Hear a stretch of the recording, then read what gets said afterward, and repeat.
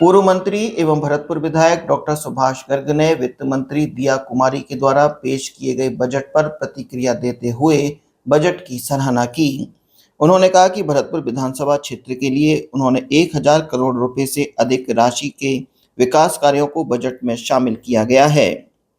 जिससे क्षेत्र के विकास में निश्चय ही गति आएगी और क्षेत्र का सर्वांगीण विकास होने के साथ ही रोजगार के भी अवसर बढ़ेंगे। उन्होंने भरतपुर विधानसभा क्षेत्र के बरसों से त्योंगा तक करीब 200 करोड़ रुपए, लुधावई टोल से तुहिया तक 150 करोड़ रुपए, बाईपास का निर्माण कराने का बजट में प्रावधान करने और हीरादास चौराहे से कुम्हेरगेट चौराहे तक 99 करोड़ 1 लाख रुपए, काली की बगीची से बिजली घर आरबीएम हॉस्पिटल तक 194 करोड़ 73 लाख की राशि से आरओबी का निर्माण कराने का बजट में प्रावधान करने पर मुख्यमंत्री का धन्यवाद देते हुए कहा कि इनके निर्माण होने के बाद बार बार लगने वाले जाम की समस्याओं से क्षेत्र के लोगों को निजात मिलेगी। डॉक्टर गर्ग ने सेक्टर 13 और एसपीजेड कॉलोनी में करीब 7 करोड़ रुपए से सड़कों का निर्माण कराने, 45 करोड़ रुपए की लागत से गिरिराज कैनाल का पुनरुद्धार और सौंदर्यीकरण तथा सुजानगंगा नहर की डीपीआर बनवाने के अलावा किले की मरम्मत एवं गंगा मंदिर का सौंदर्यीकरण कराने के लिए बजट प्रस्तावित करने पर भी खुशी जाहिर की है। विधायक डॉक्टर गर्ग ने केवलादेव उद्यान के पास करीब 5 करोड़ की लागत से जूलॉजिकल पार्क बनवाने के लिए पार्कों के विकास सौंदर्यीकरण को बजट में शामिल करने, आयुष्मान मॉडल सीएचसी खोलने के अलावा मेडिकल कॉलेज में 10 करोड़ रुपए की लागत से स्पाइनल इंजरी सेंटर बनाने, आरबीएम हॉस्पिटल में आधारभूत सुविधाओं का विस्तार करने, भरतपुर में food processing park, milk processing plant का अपग्रेडेशन,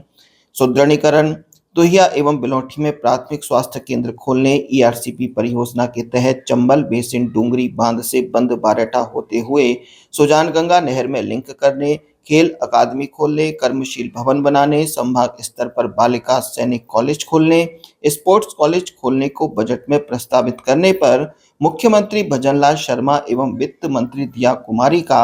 आभार व्यक्त किया है। मुख्यमंत्री जी का धन्यवाद देना चाहूँगा कि भरतपुर विधानसभा क्षेत्र को काफ़ी अच्छी सौगातें दी हैं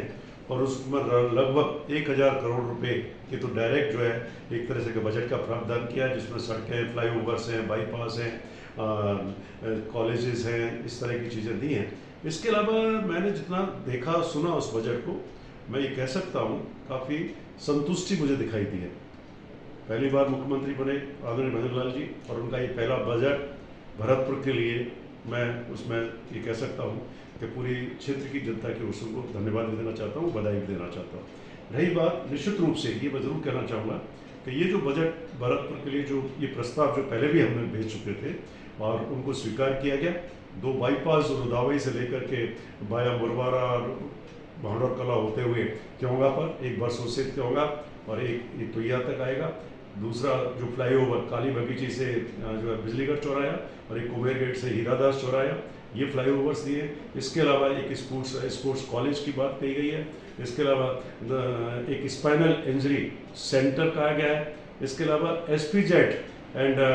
सेक्टर 13 में 6 करोड़ की सड़कों की बात की गई है और एक सबसे बड़ी बात जो मेरी हुई थी, मुख्यमंत्री से चर्चा भी हुई थी उनसे, गिरिराज कैनाल का उन्होंने सौंदर्यीकरण के लिए 45 करोड़ रुपए दिया है। इसके अलावा सुजान गंगा के सौंदर्यीकरण के लिए भी उसके लिए भी डीपीआर बनाने की बात कही है। इसके अलावा जो चंबल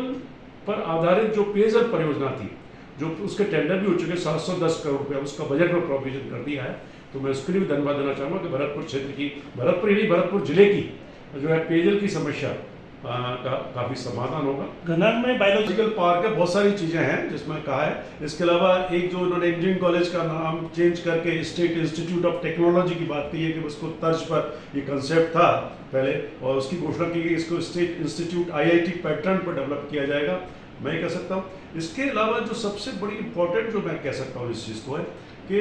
एक एग्रीकल्चर के पॉइंट ऑफ व्यू से मैं जो सबसे जहाँ तक इस चीज़ का कि कुलपति को कुल गुरु कहना,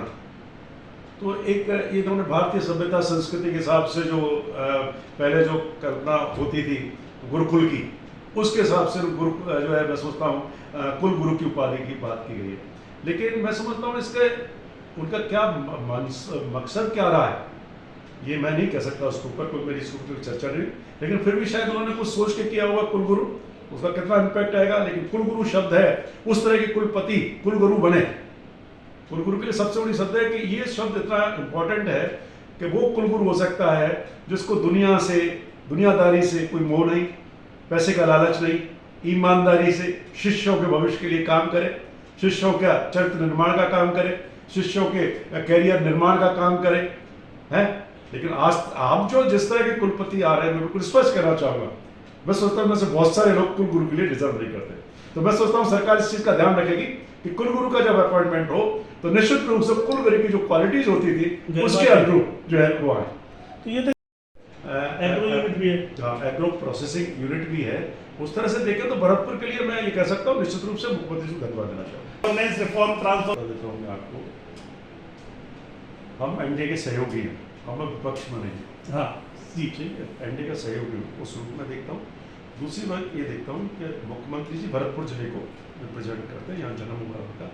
तो निश्चित रूप से भरतपुर के लोगों की बहुत अधिक उम्मीद है, ये कह सकता हूँ। लेकिन मैं भरतपुर विधानसभा का क्षेत्र का सवाल है तो उस पर निष्कर्ष उनकी उम्मीदों को काफी पूरा किया है, और क्षेत्र के लिए तो मैं कमेंट नहीं कर सकता क्या किया है क्या नहीं किया है, लेकिन भरतपुर के लिए। और जहाँ तक कोई भी जो केंद्र आप जो जिसकी बात कर रहे हैं, निश्चित रूप से एम्प्लॉयमेंट जनरेशन होता है हर चीज का, नई चीज जो भी खुलती है। आज एपिक का